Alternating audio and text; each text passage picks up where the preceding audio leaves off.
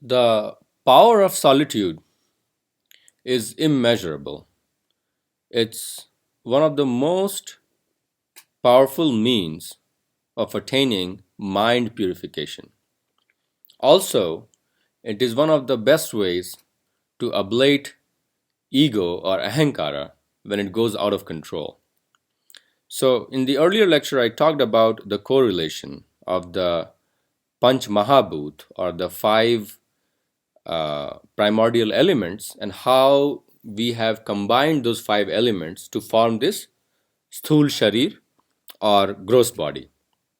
Those elements are earth, fire, water, air, and akash or ether.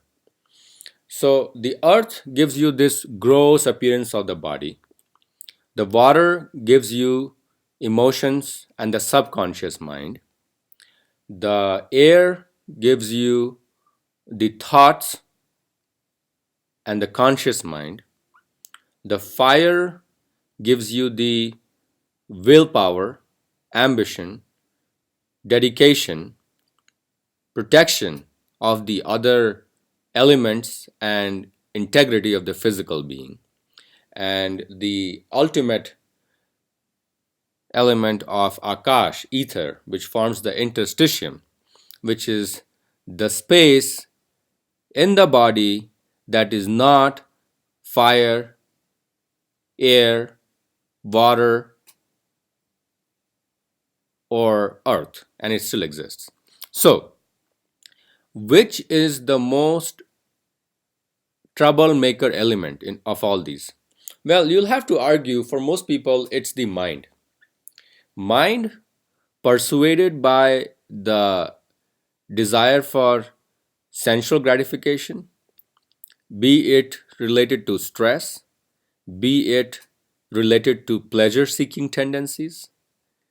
Pleasure seeking tendency in itself is an escape mechanism when you are suffering internally because of lack of long term enjoyment, bliss, or happiness. So, when you enjoy long term, enjoyment can be of two types: pleasure, short term, dopamine surge, goes away. You require more of the same stimulus to get the same effect. Or it can be persistent, non fleeting when it is happiness. And when it abounds and becomes exponential, then I call it bliss. So you can be in one of these three states. You can be in the state of pleasure slash pain, which is causing short term sensual gratification but long term miseries. Or you can be in the state of elevation of your akasha or ethereal element, in which case you are in the state of happiness, and every now and then you are attacked by pleasure seeking tendencies from the indriyas or the senses because they haven't died, ahankara hasn't died. Or you have totally squashed your ahankara, the ego, the mind, the fleeting emotions of water, and the existence of this gross body. When you have totally transcendented the other four elements, then you are in the akash element, which is really representing you, the intuition, the uh, the the clear defined awareness that you are in, and that is the ether element inside you. So the whole purpose of life is to use the other four powers of earth, water, fire, and air to help visualize, understand, and perceive the dominance of the subtle akash, which is the most subtle of them all and yet the most powerful. Things which are most subtle, that don't talk a lot, that don't cry out a lot, are the most powerful, because ahankara is like a barking dog. It seldom bites. It's trying to just market out itself, trying to prove that it's very powerful, but it's nothing. So how does solitude help us? The biggest way in which solitude helps us is by totally annihilating objects of sensual gratification. So I've talked about this before, the effect of gunas or material modes of nature, the sattva, the rajas and tamas. The most damaging is tamas, which is ignorance, indolence, inactivity, compulsions, obsessions, any idea that is formed in the brain and that has been repeated upon enough number of times to develop this feeling of learned helplessness where I cannot egress, cannot escape from it. That is tamas, the darkness. So, what solitude does is removes you from objects of sensual gratification. So, the best way to practice solitude is be in a room where you don't have a lot of stimulus, be it visual stimulus, auditory stimulus, and your mind will still kind of go around and wish it had some cookies, it had some cigarettes, alcohol, sex, whatever um, gets your motor going. But because solitude doesn't let you have access to any of those things, your only option is slow death of ego and mind. So the mind that was hyperactive and thinking a lot, worrying about stuff, or gloating, getting greedy, that those things will totally disappear. The arrogance will disappear. The emotions, being too emotional, that will disappear. And because you're not eating a lot, hopefully, when you're in solitude, you should not stack in all the cookies and sugar. Sugar and sex are the two most annihilating powers that lead to loss of awareness of mindfulness. So try to cut them as much as you can.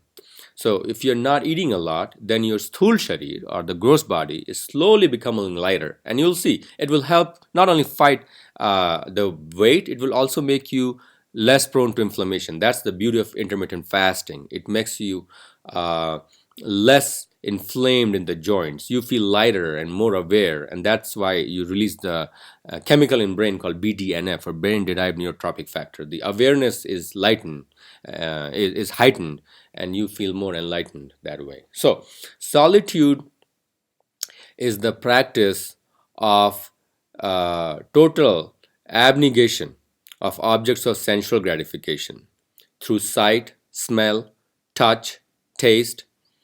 Uh, and when these things are not there, the senses or the indriyas have nothing to do.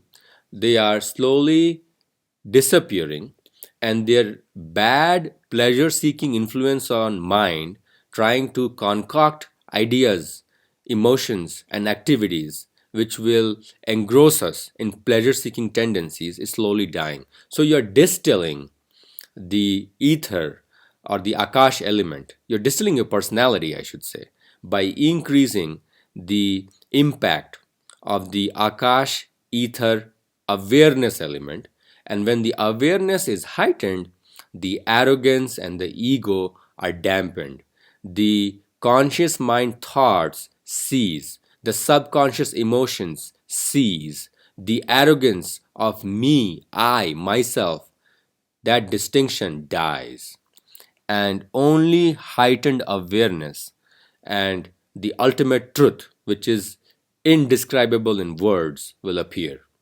That truth will help you understand the neutral nature of Brahman, which is transcending space, time, and the my confinement. And when you're not confined, you're able to see yourself as others. You're able to think more clearly in whatever decisions you're making on a day-to-day life while you're in this material body.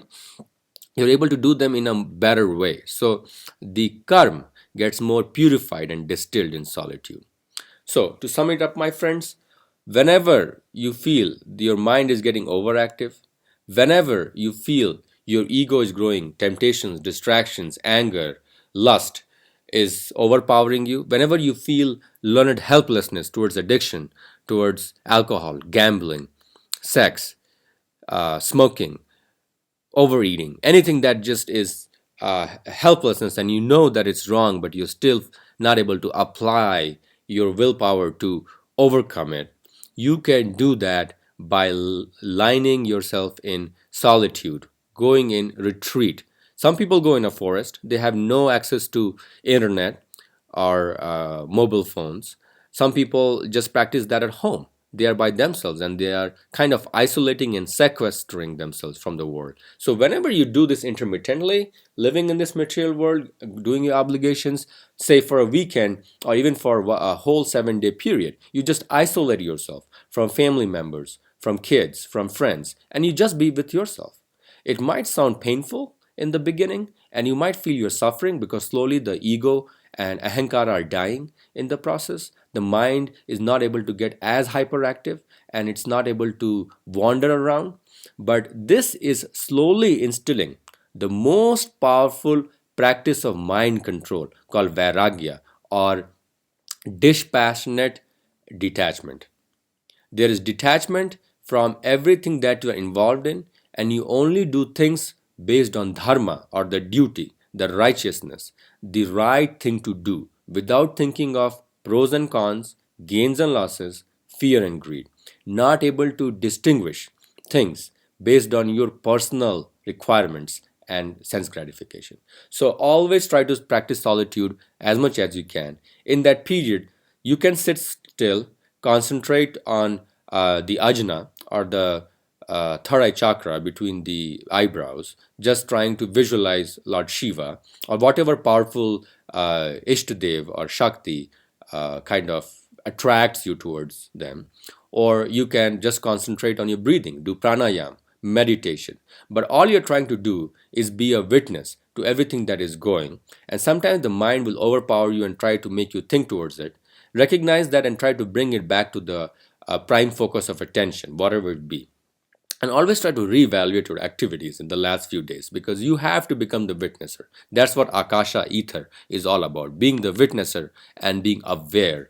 The more witnesser, neutral witnesser you become to the activities that you engross in with the powers of the mind and ego and emotions, the better person you become in terms of making distinct, profound, neutral decisions which are going to help you in your eternal life. Thank you.